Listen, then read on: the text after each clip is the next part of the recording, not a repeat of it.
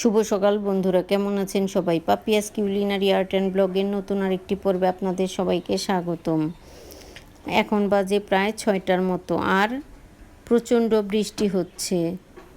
একদম বৃষ্টিতে আজকে 2-3 ঘন্টা বৃষ্টি হয়েছে, আর বৃষ্টিতে একদম আমাদের বাসার সামনে রাস্তাঘাট ডুবে গিয়েছে। আমাদের নিচতলায় জলও উঠে গিয়েছিল। কেমন যে বৃষ্টি হচ্ছে, আসলে প্রতিদিনই বৃষ্টি হয়, তবে এরকম না।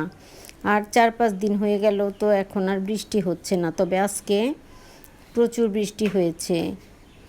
এবার বৃষ্টি দেখে চলে আসলাম চা বানাতে। এর মাঝে আমার নাস্তাও খাওয়া হয়ে গিয়েছে, চা নাস্তা খেয়ে নিয়েছি। এরপর প্রায় বাজে 11টার মতো, আর এখন খাচ্ছি একটু দুধ চা। আর রান্নার জন্য সব কিছু রেডিও করে নিয়েছি, মাছগুলো ভাজাও হয়ে গিয়েছে। আজ একটু অন্যান্য কাজ করব, এজন্য তাড়াহুড়ো করেই রান্নাটা করছি। এটা হলো কাতল মাছ, ছোট ছোট পিস করে আমি ভেজে নিয়েছি, এবার ভুনা করব।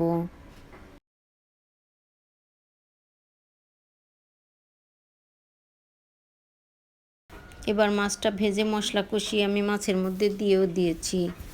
এবার মাছটা হতে হতে আমি একটু অন্যান্য কাজ করে আসি।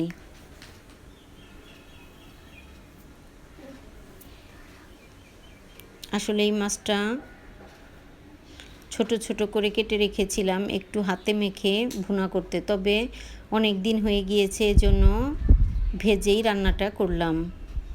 আসলে টাটকা মাছ হলে না ভাজলেও হয়, তবে একটু কয়েকদিন ফ্রিজে থাকলে না ভেজে রান্না করলে আমার কাছে খেতে ভালো লাগে না, এজন্য ভেজেই রান্নাটা করছি। এবার মাছটা রান্না হতে হতে আমি একটু অন্য কাজ করব। আসলে এই টেবিলটা আজকে একটু পরিষ্কার করব। প্রায় দিনই হালকাভাবে মোছা হয়, তবে একদম পুরো বই খাতা নামিয়ে আসলে মোছা হয় না, এজন্য ভাবলাম যে আজকে একটু পুরো টেবিলটা ক্লিন করি। আসলে আমি সব কাজ নিজেই করি, তবে আমার খালায় আমার ঘরটা মুছে দেন, আর প্রতিদিনই ঘর ঝাড়ুও দেন, ঘরটা মুছে দেন। তবে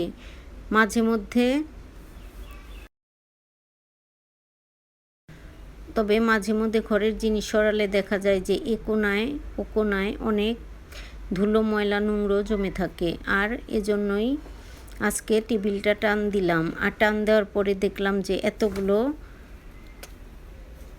ময়লা আবর্জনা জমে গিয়েছে, আর এজন্যই টেবিলটা একদম টান দিয়ে টেবিলের পাশটা পরিষ্কার করে তারপর আমি পুরো টেবিলটা ক্লিন করলাম। এবার আমার মাছটাও রান্না হয়ে গিয়েছে। এবার সন্ধ্যের পর চলে এসেছি একটু রাতে কোনো কিছু নাস্তা বানানোর জন্য। আসলে দুপুরে শুধু মাছ রান্না করেছিলাম, আর এবেলা ভাত খেতে ইচ্ছে হচ্ছে না, এজন্য ভাবলাম রাতের জন্যে হালকা পাতলা কিছু বানাই। এজন্য সুজি বসিয়ে দিয়েছি, সুজি আর লুচি। রাতের খাবারে আজকে আছে সুজি আর লুচি। সুজিটা আমি রান্না করে নিচ্ছি, আর লুচিগুলো আমি বেলেও নিয়েছি, এবার শুধু ভেজে নেব খাবার আগে। আসলে লুচি, গরম গরম লুচি আর সুজি দিয়ে খেতে ভীষণ ভালো লাগে, তবে ডিম আছে, যদি দরকার হয় তাহলে ডিমটাও ভেজে নেব।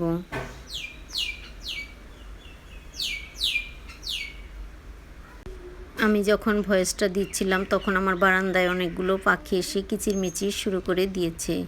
সবগুলো লুচি আমি বেলে নিয়েছি, এবার ভেজে নেব। এই ছিল রাতের খাবার, সুজি আর লুচি। লুচিগুলো খুব সুন্দর ফুলেছে, আর এই ফুলকো লুচি দিয়ে সুজি খেতে, সবজি দিয়ে খেতে, চিকেন দিয়ে খেতে ভীষণ ভালো লাগে। আর আমার বাসায় সবাই ফুলকো লুচিটাই পছন্দ করে। আসলে আমি যখনই লুচি বানাই সবসময় আসলে লুচিগুলো ফুলকোই হয়।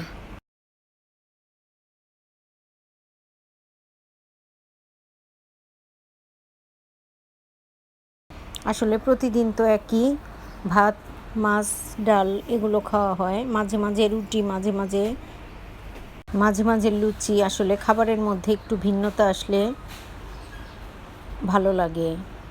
আর বেশ কয়েকদিন হচ্ছে মোটেও ভাত খেতে ইচ্ছে করছে না, আসলে মুখে কোনো স্বাদ নেই, কিছুই ভালো লাগছে না খেতে। এবার সবগুলো লুচি আমি ভেজে তারপর একটু চা বানিয়ে নিব।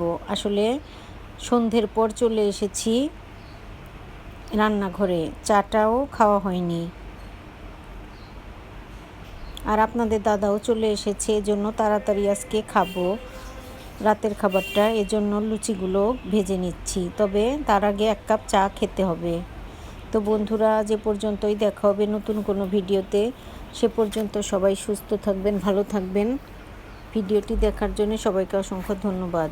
মন লুচি দিয়ে আর সুজি দিয়ে এবার জন্মদিন পালন করবে। আসলে জন্মদিন তো বছরে একবার হয়, তবে মন মাঝে মাঝেই জন্মদিন পালন করে।